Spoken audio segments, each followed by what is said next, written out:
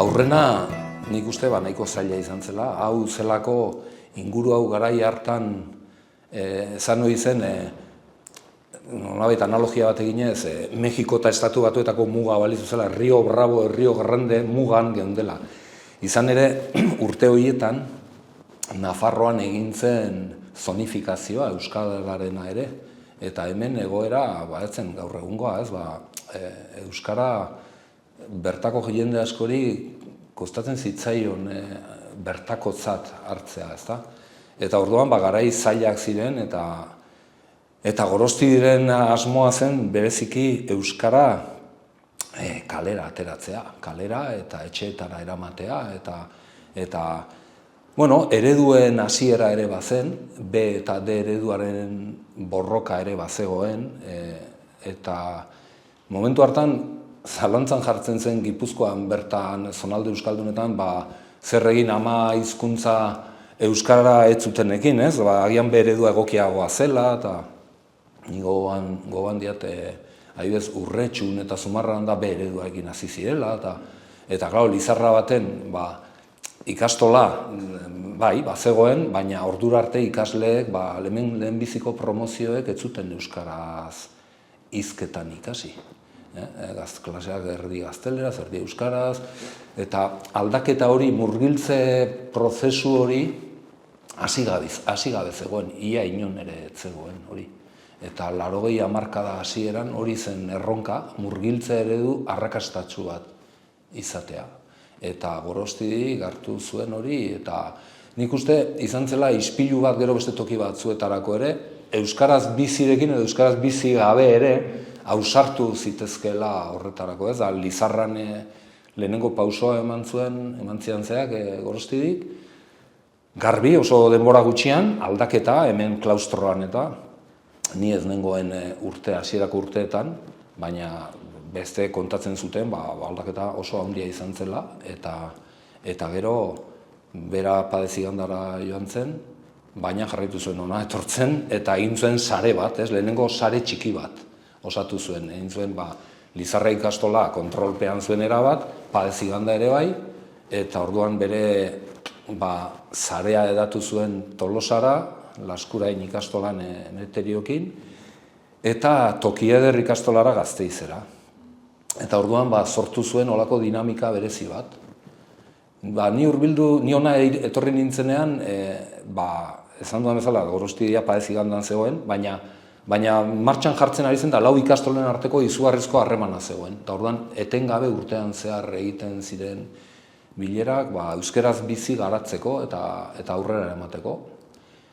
Uste dut Emeteriok esaten zuela, Tolosakoak entzun nion nik noizbait, euskeraz bizi da Lanbroa bezalakoa, txirimiria. Poliki guzti behar du, baina etengabe. Begira, hori gertatu zen 80. hamarkadan. Eta Laskurain ikastola, gaur ezagutzen ditugun ikastola gehitsuenak bezala, 60. hamarkadan sortu zen, 67an zehazki. Horrek esan nahi du, garai hartan bupen zebiltzan ikasleek, bazera matzatela 14-16 urte ikastolan. Eta irakasleok nahiko frustrazioz bizi genuen garai hartan ikasleen euskararen erabilera.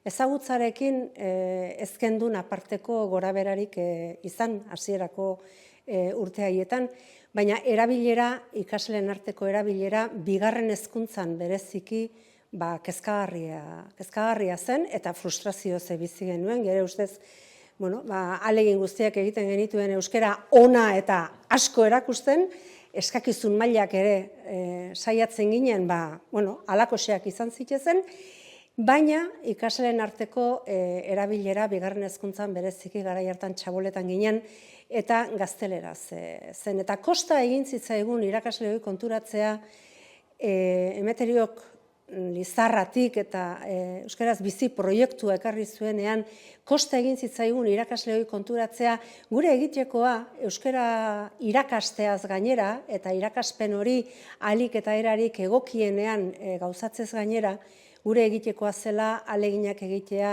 ikasle horien komunikazio hizkuntza nagusia ez ikastolan bakarrik, bizitzan eta gelaz kanpo eta aisian euskara izan behartzuela, ezta? Eta ez gendula nahikoa gaztelera irakasten genuen moduan edo ingelesa irakasten genuen moduan euskara irakastea. Beharrezkoa genuela beste begirada bat, beste jardun bat eta beste jardun bat euskararekiko benetan ikasleak iritsiko baziren euskaraz hitz egitera euren artean libreki, automatikoki, euren hizkuntza naturala izanik.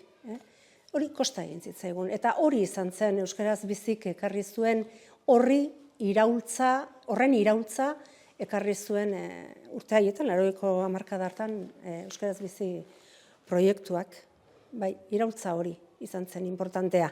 Gorostidi etzen edonor, etzen irakasle soil bat, Kaiantzekoak irakasleak ginen. Gere ikasketa genituen, euskarako irakasleok bigarren hezkuntzan euskal filologia egine genuen, eta gure helburua zen, lehen esan dudan moduan, euskara ona eta kalitatezkoa eta asko irakastea.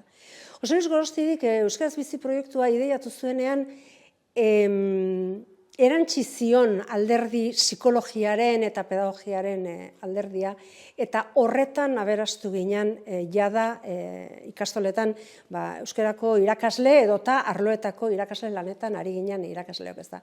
Gaur egun oso hitz ezagunak eta ondo maiztuak ditugu hizkuntz ekologia, elkarreragina, eredu linguistikoak, erreferente linguistikoak, kontzientzia linguistikoa, soziolinguistika, hitz horiek gaur egun barra-barra dabiltzagu, eta garai hartan, 80. hamarkadan, irakasleok behintzat teorizazio horretatik oso urrun ginen, baina euskaraz bizi proiektuak ekarri zuen bere baitan alde horiek guztiak barneratzea, ez eduki teorikoz hornitutako testu liburu edo liburuki ugari argitaratu zelako, guk ezkenuen ezagutu teoriarik, guk praxia ezagutu genuen, eta praxi horretan zein neurritan zen ezinbestekoa proiektuak argitxoren laguntzarekin HH eta LH-ko lehenengo ziklo horretan,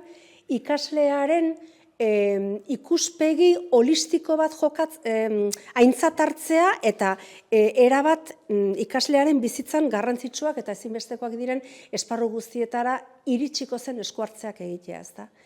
Eta euskaraz bizik ekarri zuen euskara irakatsi eta ikastez gainera gela barruan, euskara ikasi eta irakas daiteke gelaz kanpo ere, garrantzitsua da aisia garaietan zen neurritako eragina egiten zaion ikasleari, euskaraz egin dezan, motiba dadin, erabileran areagotu dadin. Euskaraz bizik ekarri zuen familiari ikastolak zuen egiteko horren eta zituen asmoen berri eman egin behar zitzaiola, eta familiak ikastolaren aliatu bihurtu behar zirela egiteko horretan.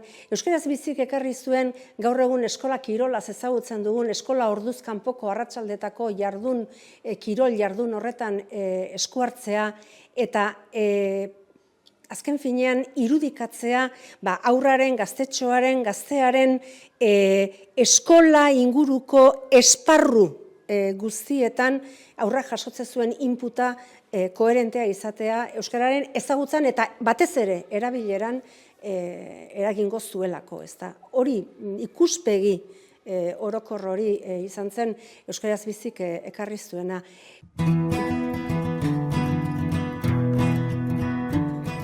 Atzo material ateratzen aurkitu nuen Argia aldizkariko artikulu bat, eta idazten duenak esaten du jantzenean Lizarra ikastolara elkarrizketaratzera, Jose Luis Gorosti jantzegoenean, ikusi zituela aur pila bat kalean euskeraz. Eta harritu zuen, zegar, ez da euskalgune bizi bat, ez? Eta gainera, garaietan gutxi. Batean, iritsi Lizarrara eta aur pila bat euskeraz, ez? Eta orduan esan zion Jose Luis eta nola eta. Orduan, horrek esan nahi du, argitxok ekarri zuela, euskera entzutea ez bakarrik ikastolan, baizik eta herrian ere, eta hemen Atarrabian gertatu zen berdin. Zegoen, ikasleak entzuten zenituen euskera, gaur ez bezala. Berarekin dakarren esan nahia hor dago, euskeraz hitz egin, laguniken hitz egin, maitasuna, natura, kultura, beti, bere atzetik hori guztia dago. Hori gelan lantzen duzunean ere, batez ere, bigarren maila arte, denbora guztian da, egin euskeraz, argitxo, entzuten ari da, naturan paso baten badugu, argitxo, bizi da, agian hor dago guri entzuten. Kulturako adierazpenak egiten denean, hor beti dugu, izpide, orduan oso simbolo potentea da. Euskararen lotura ez bakarrik gelako hizkuntzarekin, baizik eta ingurumenarekin eta kulturarekin, igual garai horretan etzen egiten eta etzen egingo. Gaur egun gauzak aldatu dira, baina garai haietan ikastola euskara gela barruan zegoen, ikastola barruan eta hortik kanpo ez zegoen arrasto hondirik. Orduan argitxori esker euskara ateratzen mundura. Lotura afektibo bat euskararekin. Eta euskaraz biziren personifikazio bat zen. Personifikazio bat zen azken finean. Personai bat sortu zen, ez mutilaka ez neska, baizik eta iratxoa. Eta orduan horrek personifikatzen zuen euskararen mundua. Eta gainera mezu positiboak ematen zituen eta animatzen zituen umeak euskaraz hitz egitera, euskaraz amets egitera euskaraz, Eta, hau, bere mezuak etxera iristen ziren, ipuinen bidez, eta, abesti bat ere egintzen, eta, orduan, etengabeko eragina zuen, eta gainera argitxok benetan bisitatzen zituen txikiak. Hartzen genituen ikasle nagusiagoak, argitxoren jantziarekin jarri, ondo prestatu, haizu, kontatu, baina argitxo, bereintzat antzerki bat egitea zen, nagusientzat, eta orduan benetan zurraragizko argitxok bisita egiten ziren gainera, zen bakarrik ipuinetako personai bat. Eta persona horiek, ikasleak zirenak, ze askotan pentsatzen da, txikiak ziren helburua, nagusiak ere, 13-14 urteko neskamutila jarri egoera horretan, orain argitxo zara. Eta kriston ardura ematen zitzaien, orain txikien euskara bultzatu behar duzu, eta euskaraz eta berak animatu behar duzu, mezu hauek, antzerkitxo hauekin, azkenean ziren eske txiki batzuk ezala, edo besterik gabe mezu batzuk ematea, eta pentsa nolako eragina zuen txikiengan eta beraiengan, azkenean beti esaten da, gero egin izan dira beste ekintza batzuk, nagusiak txikiekin elkartzea izan da beti estrategia on bat. Eta argitxo nagusiak ziren, txikien gana joaten zirenak, baina askotan, ohartu gabe, nagusiak beraiek zirela. Askotan helburua, beraiek, ez txikiak, baina azkenean da hori biak batera, dena batera lortzen zen. Eta argitxo joku asko ematen zuen horretan. Gero etxetara iristen zen, eta gurasoek bazeukaten personai bat, baina zukaldean jarrita irudiak eta esaldiak eta ipuinak ere kontatzeko, baina askotan etzen argitxoren ipuina bera. Hasieran ipuinak argitxoren ipuinak gerora egiten joan ziren. Orduan, argitxo personaia hor zegoen bere ipuinak egon aurretik.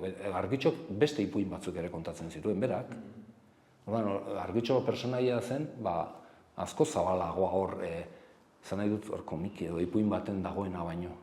Eta bai gero ipuinetan, ze ipuinak nik gogoratzen dut 2000 urtean da geroago ere ipuinak egiten jarraitu zirela. Ze ni egon nintzen hor, euskaraz bizi nengoela, gogoratzen dut, ipuin honetan ze mezu emango dugu, eta nik ere parte hartu nuen hor, gero idazle bat zegoen, baina ideiak emateko, eta oso ongi zeuden ipuin horiek, baina zabalagoa zen, argitxo ez zen ipuinetako argitxo bakarrik, zen benetakoa zen argitxo. Eta umeen fantasiaren munduan sartzen zen, hori horrela, eta horrek funtzionatzen zuen.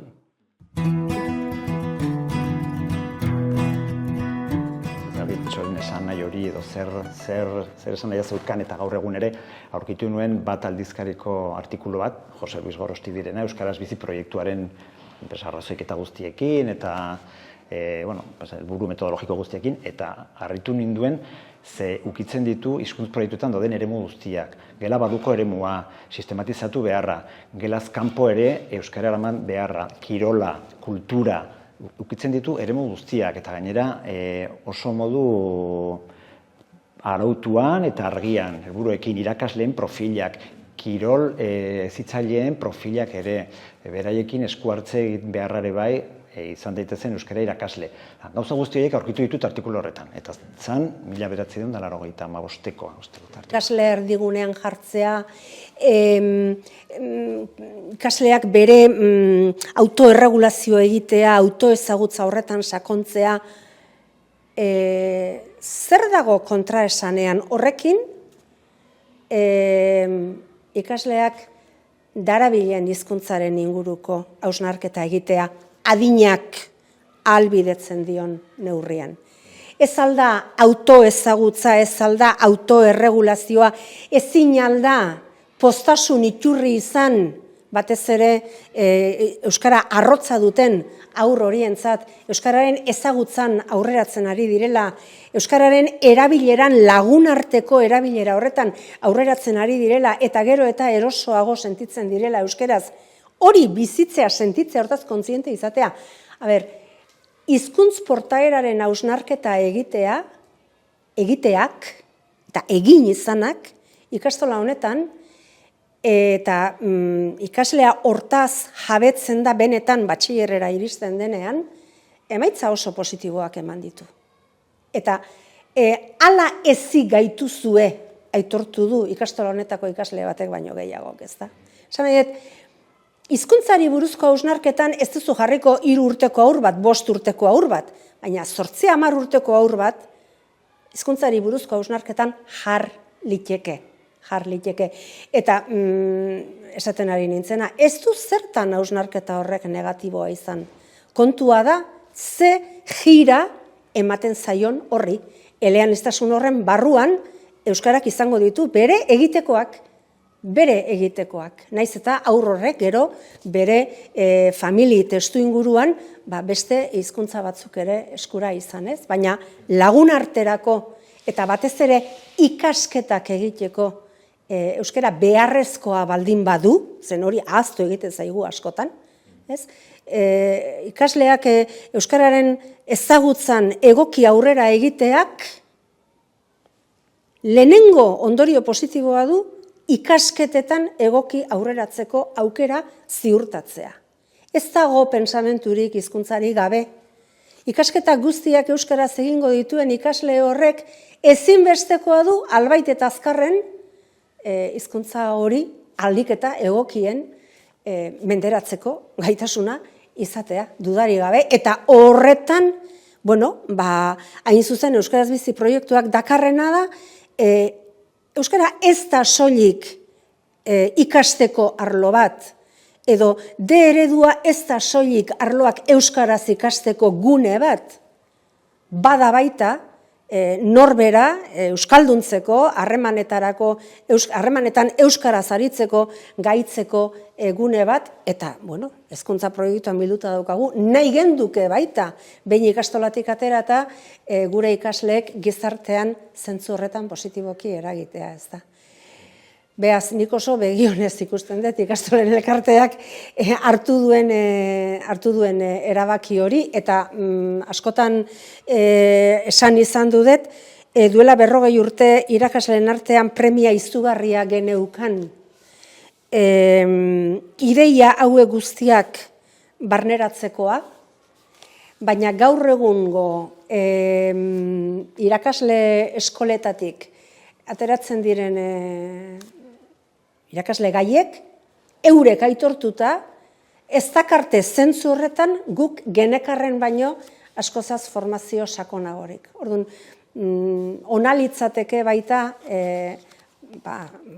irakasle eskoletan, hezitzaile eskoletan bereziki, honetaz guztiaz irakasle gaiak gaitzea. Ez da, zeren bestela badirudi, gero ikastola bakoitzak bere printzipioen eta bere ahaleginen eta sinismenen eta ahalen arabera egin beharreko lana dela, ezta? Irabaziko genduke.